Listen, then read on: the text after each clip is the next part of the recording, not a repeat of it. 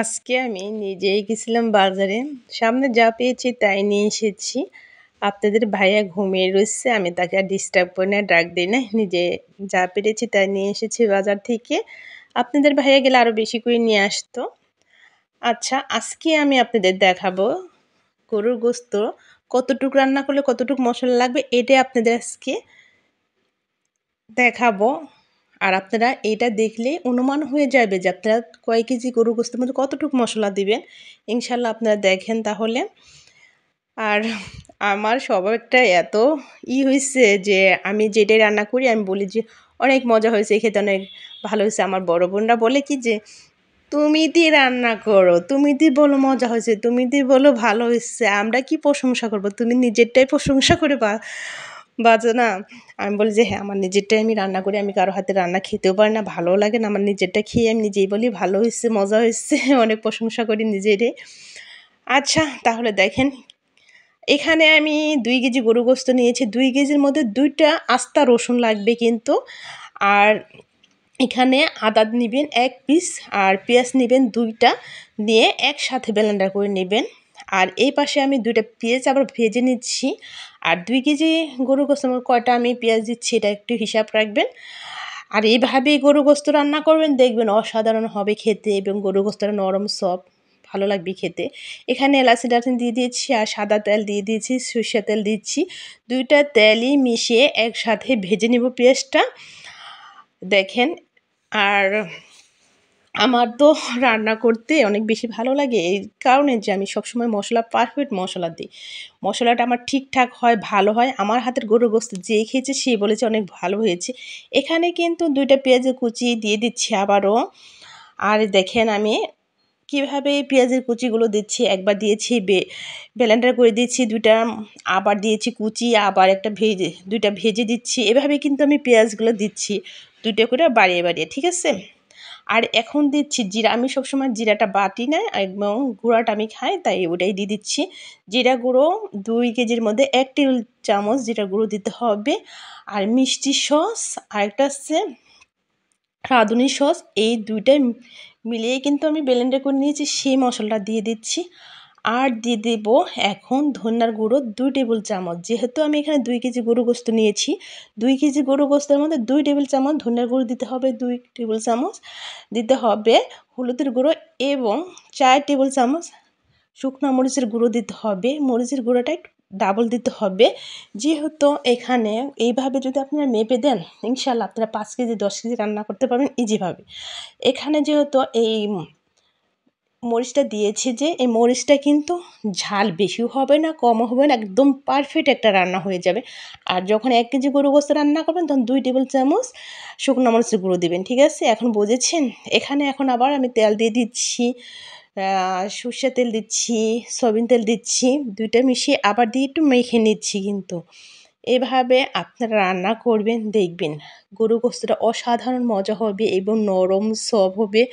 এবং অনেক সময় আছে গরু গোস্ত রান্না করে গরু গোস্তটা কিন্তু থাকে যে একদম পায়না পায়না থাকে। আর আমি যে গরু গোস্তটা রান্না করছি এটা একদম সুরাটা ঘন হয়ে থাকবে, এবং আপনি যতটুকুই আপনি ঝোল রাখেন না কেন, দেখবেন আপনার ঝোলটা অনেক সুন্দর একদম ঘন হয়ে যাবে, ঠিক আছে।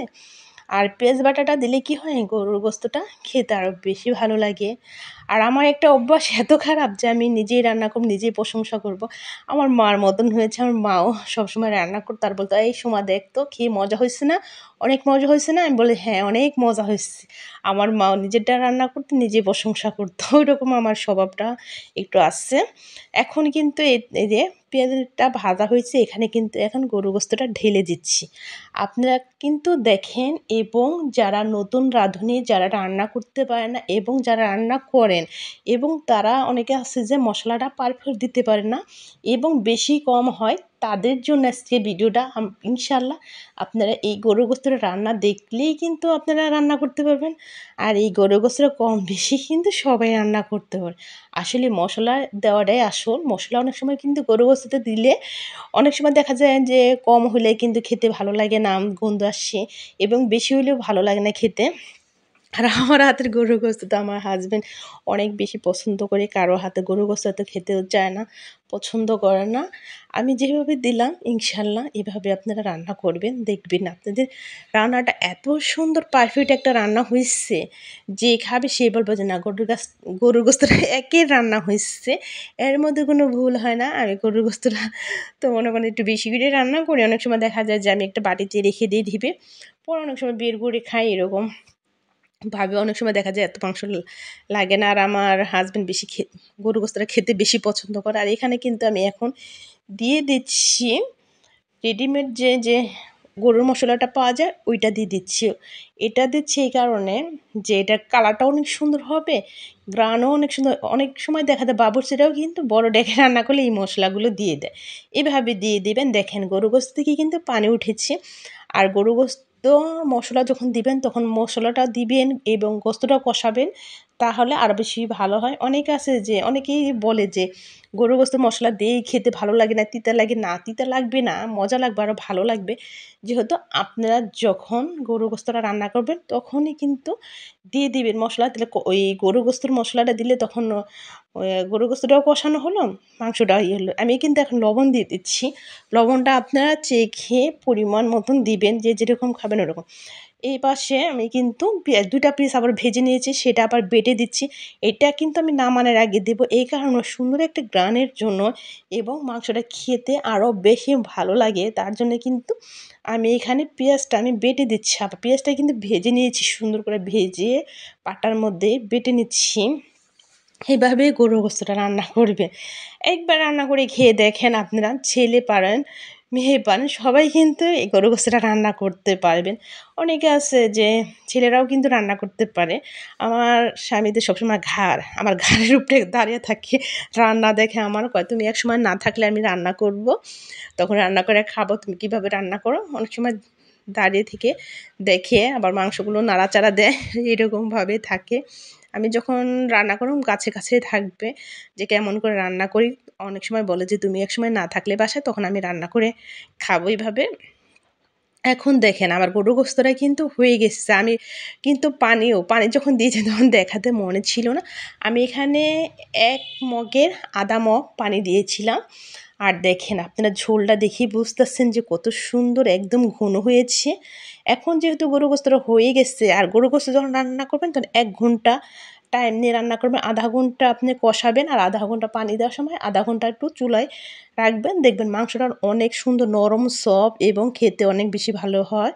আর এখন যেহেতু নামাবো, এখন আমি জিরে গুঁড়োটা দিয়ে দিচ্ছি। এখন জিরার গুঁড়ো দিয়ে একটু নেড়ে রেখে দেবো, এই জাল দেবো না, চুলার মধ্যে ওইভাবে রেখে একটু ঢেকে নামাবো। তারপরে গরুর গোশতটা খেলে অনেক সুন্দর একটা ঘ্রাণ বের হয়। দেখেন না বিয়েবাড়িতে গরুর গোশত দিয়ে একটা সুন্দর ঘ্রাণ বের হয়, খেতেও ভালো লাগে। কিন্তু ওরা কিন্তু রান্না করে আর ই জিরার গুঁড়োটা দিয়ে আর জাল দেয় না, ওইভাবেই কিন্তু ওরা নামায় ঢেকে রাখে, তার জন্য সুন্দর একটা ঘ্রাণ বের হয়। দেখেন কালারটা দেখে বোঝেন যে খেতে কতটা ভালো হয়েছে।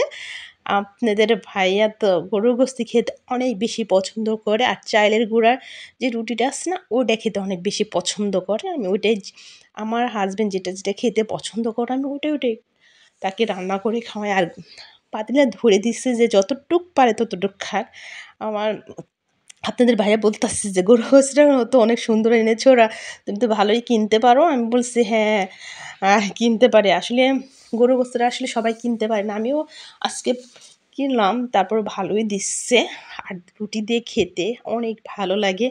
আমি তো আজকে আর ভাতই রান্না করি না, আজকে চালের যে ওইটা দিয়ে রুটি বানাইছি না, রুটিটা খেতে অনেক বেশি ভালো লাগে। আচ্ছা, আপনাদের গরুর গোশত রান্নার রেসিপিটা দেখালাম, আপনারা এইভাবে করে রান্না করে খাবেন। ঠিক আছে, আপনারা ভালো থাকেন, সবাই সুস্থ থাকেন, আর আপনারা সবাই আমার জন্য দোয়া করবেন। আর আমার রান্নাটা দেখে আপনারা রান্না করবেন ইনশাল্লাহ। আল্লাহ হাফেজ।